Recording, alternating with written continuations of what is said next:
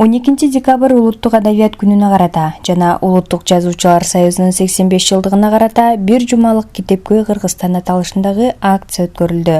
Анын алкагында түрдүү мекеме кызматкерлеринде жана ар кайсы облустарда китеп окуу эстафетасын өткөрүп, айтсак, Маданият министрлиги китеп окуу эстафетасын Эмгек жана социалдык өнүктүрүү министрлигинин жамаатына жана Баткен облусунун губернаторуна, ошондой эле Таластагы медиа борбор менен 2 райондун акимчиликтерине узатышкан. Ал эми кече 10 декабрь күнү Абдулас Малдыбаев атындагы Академиялык опера жана балет театрынын Малахит залында аталган жумалыктын алкагында поэзия кечеси өткөрүлдү. Кечеге белгилүү акындар катышып, алар Тынчтыкбек Нурмамбетов, Алтынбек Исмаилов, Жылдызбек Турсунбаев, Бердибек Жамгырчиев, Максат Жангазиев, Рыскүл Изатова.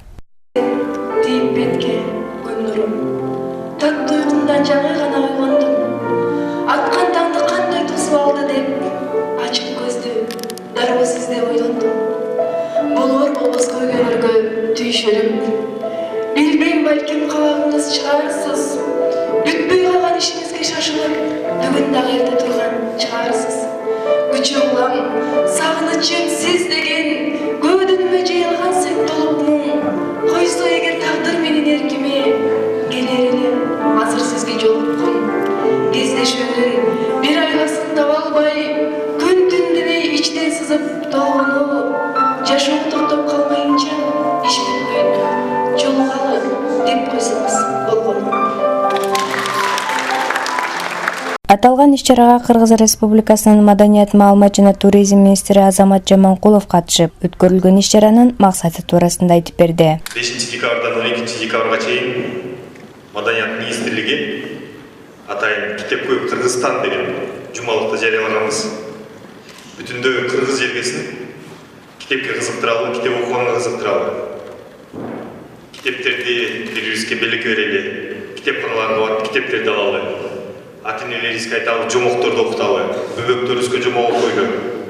Негизи эле бүтүндөй кыргыз классикасынан дүйнөлүк классикага чейин бүтүндөй чыгармаларга кыргыз элин кызыктыралы, жаштарды кызыктыралы деген тема менен ушул чоң бир акциябызды баштаганбыз.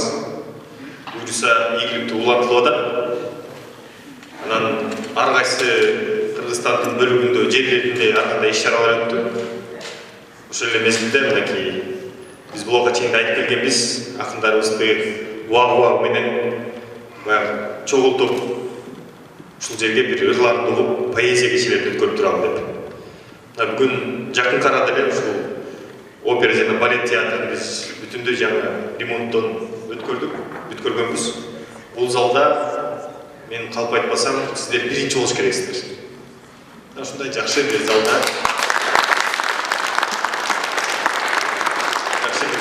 поэзия кечесин өткөргөнгө ушул жерден баштайын деп, жаштарды чакыралы, чогулталы деп ушундай демилге көтөрүп сиздер менен бүгүн жолугушуп атабыз. Эми поэзия акындарыбыз жакшы билет.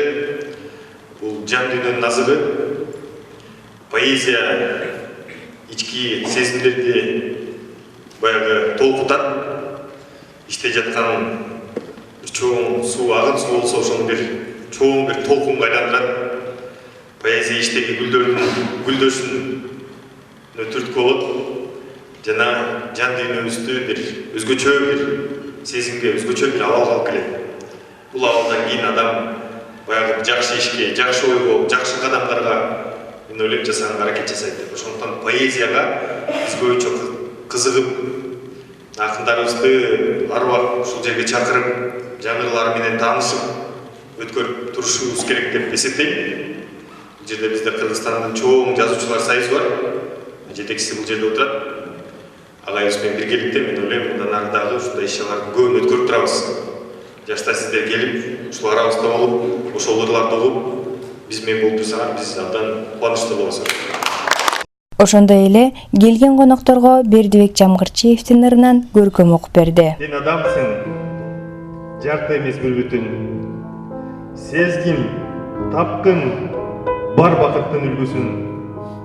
Тумандан да көрсөк болот жарык нур, туура кармап бу турмуштун дүлбүсүн. Калп дүйнөгө казык болуп не керек, калса калар, жакшы сөзүң бир көкөм. Сен адамсың, акыл эстүү жансың да, сенек болуп тирүүлүккө жанчылба, аздыр көптүр кайгы үчүн кайгып, адам деген дарегеңи камчырба. Үйүп алып көөдөнүңө боштукту, үмүтүңдү таштандыга калтырба. Сен адамсың, жапыз болуп тепселбе, сөзү сезим өлүп калбаш керек эч сенде. Таң калдырып басып кеткин кулабай тагдыр келип, так жүрөккө тепкенде. Көзүң барда ак дил менен жан үрө көөдөнүңө адамданын сепкенге. Сен адамсың, кенен атта туш алба, сен адамсың, так жебедей уч алга. Келечегиң жатпаш керек оролуп, келечексиз кайгы сана тусаңда. Каалайм сага нур жолдорду адамзат кан эмесе, тагдырыңды утанда. Бул иш-чаранын жүрүшүндө акындар ар кандай тематикада ырларын окушуп, ошондой эле элди китеп окууга тартуу менен өлкөдөгү баардык көйгөйлөрдү чечүү мүмкүн экендигин туюндурушту. Кыргыз десе, кыйналганын унутуп, кыргыз десе, сосолоңдон ырдап. Кыргыз десе, жаным жыргайып ыргырап, кыргыз десе, көздөн жашым кылгырап. Кыргыз десе, кылым жашайм карыбай, кыргыз десе, эч соолубай ыргылап. Kırgız dese, toğlu yüktü götürüm, Kırgız dese, kara ceridey töşelim, Kırgız dese, başlı sayıp namızda, Kırgız dese, göşörgöndün, göşerim, Kırgız dese, şöylümün kıyalga, Kırgız dese, yer tapmayın siyarga, Kırgız dese, başlı sayıp namızga, Kırgız dese, kol kuram Kudayga, Kırgız dese, yazar deyimiz, oktoymun, Kırgız dese, azizilden korkmaymun, Kırgız dese, kıyamatlık kılçığa, Kırgız dese, kıyamatta oktoymun. Men Kırgızmın, satılmagan sarılmagan. Men Kırgızmın, baban arkın saklagan. Ата жұртқа жасасам деп берем керек, ар күн сайын чоң мақсатқа аттанам. Зайырбек Ажыматов. Көдөнүмдө куйкалап кучак жалын, күйдү жалбырак бутак шагым, муңга толгон жүрөктүн отун алчу, муздак ташты моюндан кучактанын. Бүт шимирип мендеги ысыктыкты бир заматта ошол таш ысып чыкты. Ал оолонгон жанымды билбейм бирөө, аскаларга алып барып жишип чыкты. Тыңшап үнүн табигат теребелдин, түрмөктөлгөн ырларга тебелендим.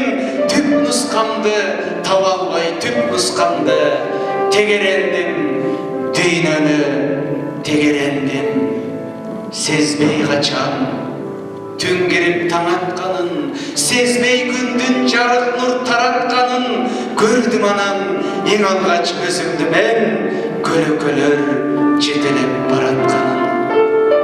Ичким келди, а бирок ичирбеди, ичимдеги жалын өрт кечирбеди. Иттик кылып жатканын көрдүм анан, ичимдеги бир адам, ичимдеги көбүк бүркүп деңиздей толкуп турдум.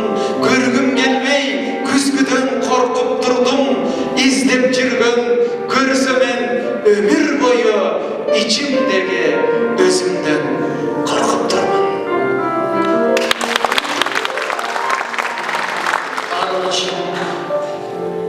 Арзудан аз келгенсиң эзилгеним, арубак жемей болдум өзүмдү өзүм. Таарынып калчу болдум бир сөзүңө, о демек тирүү менин сезимдерим. Алкынып албууттанган буюнчулап, агылып көкүрөктөн ырым чыгат, билдирип тирүүлүгүм адамдыгым, бир сезим турат дилде тыбырчылап.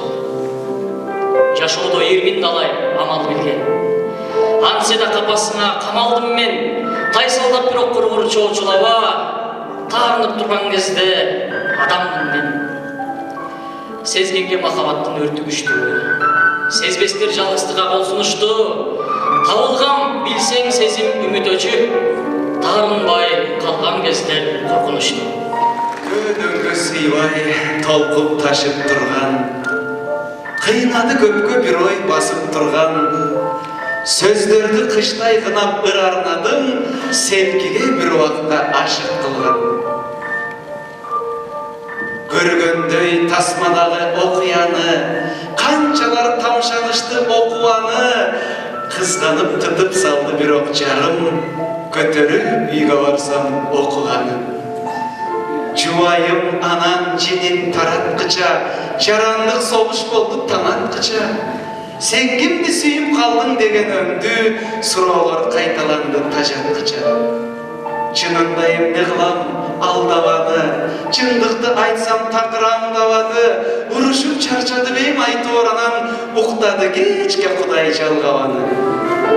Түшүнбөй аттың сүйүү баяныма, туткан алырды дейсин аягла. Анткени эстеп бойдок кезибизди, арнаган элем аны аялыма.